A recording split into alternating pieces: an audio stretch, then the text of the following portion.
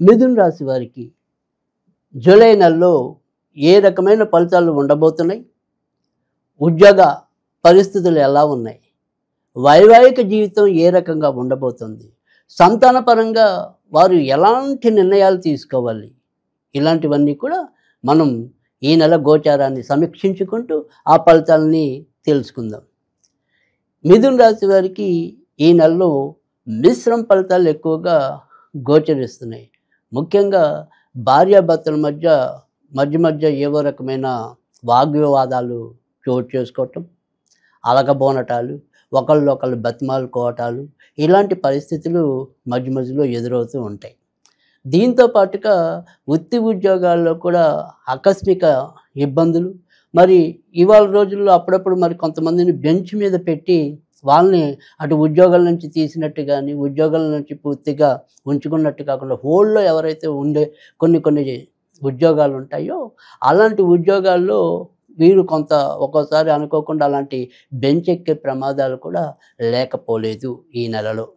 ముఖ్యంగా జూలై 15వ తారీఖు లోపు ఈ రకమైన ఇబ్బందులు ఎక్కువగా పడే సూచనలు ఉంటాయి. ముఖ్యంగా భార్యాభర్తల మధ్య ఇందాక చెప్పిన అంశాలు కానీ, ఈ ఉద్యోగాల్లో ఆకస్మిక మార్పులు కానీ, ఆకస్మిక ఇబ్బందులు కానీ, ఇవి అన్నీ కూడా మొదటి అర్ధభాగంలోనే ఎక్కువగా ఎదుర్కొనే పరిస్థితి ఉంటుంది.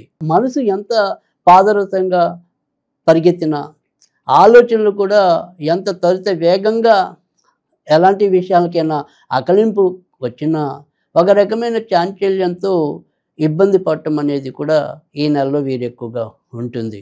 ముఖ్యంగా కాసేపు వ్యాపారం చేయాలని, కాసేపు ఉద్యోగాల్లో ఇవే రకమైన సమస్యలు ఉన్నాయి, ఈ ఉద్యోగాలు చేసుకుంటూ ఎన్నాళ్ళు బతికి ఇడుస్తాం అనే ఒక రకమైన నిట్టూర్పుతో, వారు ఓదార్పుతో మరి ఒక్కోసారి ఏదైనా సరే ఇలా వ్యాపారాలు మార్చుకుందామా, వ్యాపారాల్లోకి వెళ్ళిపోదామా, అలాంటి ఆలోచనలు కూడా ఇదే నెలలో మిథున రాశి వారికి కలిగే పరిస్థితులు ఎక్కువగా ఉంటాయి.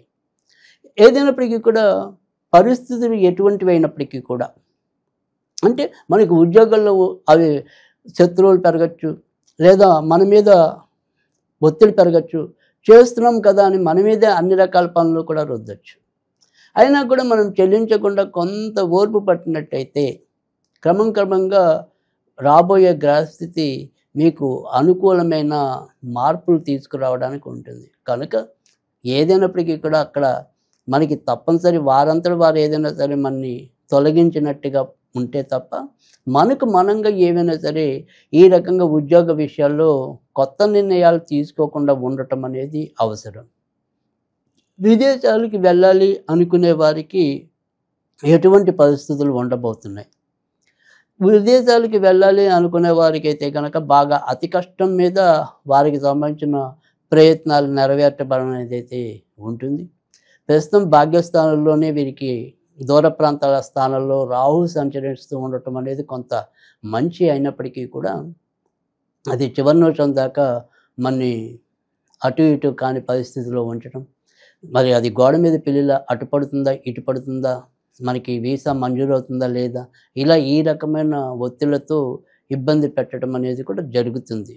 కనుక ఏదైనా సరే విదేశాలకి వెళ్ళాలి, కేవలం విదేశాల కోసం మాత్రం ఈ దుర్గాదేవికి సంబంధించిన ఆరాధన కానీ, మరి ఏదైనా సరే మంగళవారాలు దుర్గాదేవికి కుంకుమ పూజ చేయించుకోవటం కానీ అవసరం. ఇది కేవలం ఈ రెమెడీ అనేది విదేశాలకి వెళ్ళాలి, విదేశాల్లో ఉన్నవాళ్ళు అక్కడ ఏదైనా సరే మంచి జరగాలని కోరుకునే వారికి మాత్రమే, వారికి ఉద్దేశించి చెప్పే పరిహారం. ఇక మిగతా వాళ్ళందరికీ కూడా తర్వాత మనం చివరిలో ఒక మంచి పరిహారం తెలియజేయటం అనేది అయితే ఉంటుంది. కొత్తగా పెళ్లి కావాల్సి ఉన్న వాళ్ళకి వారికి సంబంధించిన వివాహాంశాలు ఎలా ఉండబోతున్నాయి, అందుకు తగినట్టుగా ప్రస్తుతం ఉన్న నెలలో ఈ గోచారం వారికి అనుకూలత ఇస్తుందా అనేది కనుక చూసినట్టయితే దానికి సంబంధించిన అనుకూలత అయితే ప్రస్తుతం కనపడుతోంది. తప్పకుండా వారికి సంబంధించిన వివాహానికి సంబంధించిన ప్రయత్నాలు అయితే బలంగా సాగించుకోవచ్చు.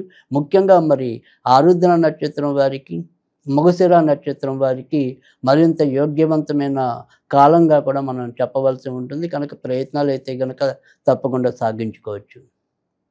సంతానానికి సంబంధించిన విషయాలు ఎలా ఉంటాయనేది చూసినప్పుడైతే సంతాన విషయాల్లో మాత్రం కొంత అసందిగ్ధత, ఆ తర్వాత ఏదైనప్పటికీ కూడా కాసేపు బాగుంది, అమ్మ ఈ 15 రోజులు వీళ్ళు చాలా మంచిగా రానిచ్చారు, బుద్ధిగా ఉన్నారు, వారి వారి యొక్క ఏవైతే బాధ్యతలు ఉన్నాయో అవి గుర్తిస్తున్నారు అని ఆశపడే లోపే మళ్ళీ వారి ప్రవర్తనలో మనకి ఏదైనా సరే ఎత్తి చూపే అంశాలు చోటు చేసుకోవచ్చు.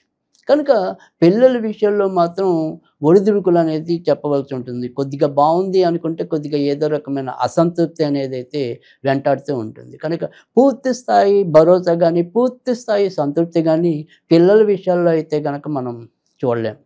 ఇక ఎవరైనా సరే ఏదైనా సరే వ్యాపార అంశాలకు గనక తీసుకున్నట్టయితే వ్యాపారం మరి ఈ నెలలో ఎలా సాగుతుంది?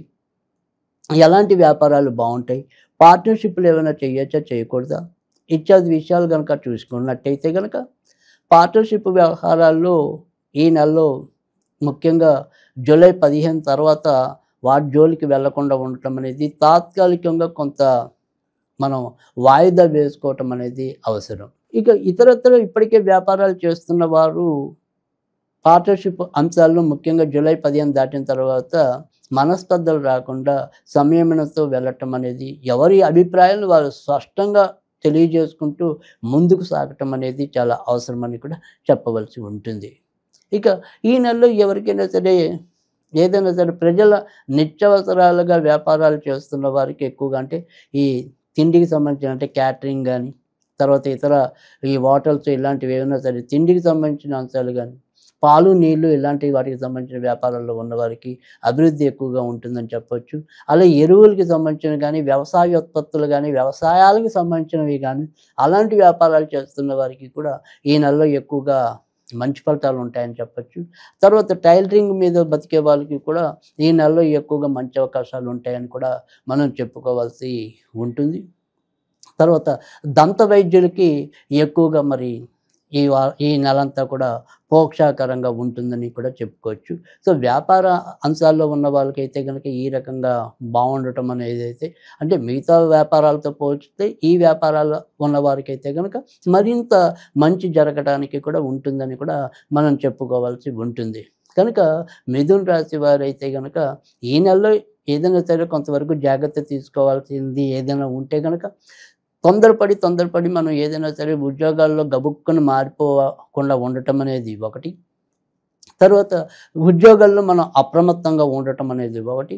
భార్యాభర్తల మధ్య కొద్దిగా ఏమైనా సరే విరోధాలు వస్తుంటే అణిగి కొంతవరకు ఒకళ్ళొకళ్ళు కొంత సంయమనం పాటించడం అనేది ఒకటి. ఈ 3 రకాల జాగ్రత్తలు తీసుకున్నట్టయితే కనుక తప్పకుండా మంచి ఫలితాలు రావటం అనేది కూడా ఉంటుంది. మరి ఈ నెలలో ఏ రకమైన దోష పరిహారాలు పాటించడం వల్ల మంచి జరుగుతుంది అనేది కనుక చూసినట్టయితే కనుక సాధ్యమైనంత వరకు ఏదైనా సరే దత్తాత్రేయుడికి సంబంధించిన పూజలు చేసుకున్నట్టయితే కనుక మరిన్ని మంచి ఫలితాలు పొందటానికి అయితే ఉంటుంది. ఈ నెలలో వీరు సాధ్యమైనంత వరకు కూడా ఓం త్రివిక్రమాయ నమః, ఓం త్రివిక్రమాయ నమః, ఓం త్రివిక్రమాయ నమః అనేది వీలైనంత సార్లు పఠించడం వల్ల కూడా చాలా మంచి మార్పులు రావడానికి, ఇందాక చెప్పుకున్న ఏవైనా సరే కొంత ప్రతికూల అననుకూల పరిస్థితులు ఏవైనా ఉంటే గనక వాటి నుంచి కూడా తప్పకుండా ఉపశమనం లభించడానికి కూడా ఈ రకమైన నామం మనం నిత్యం పఠించడం వల్ల కూడా మేలు జరుగుతుంది.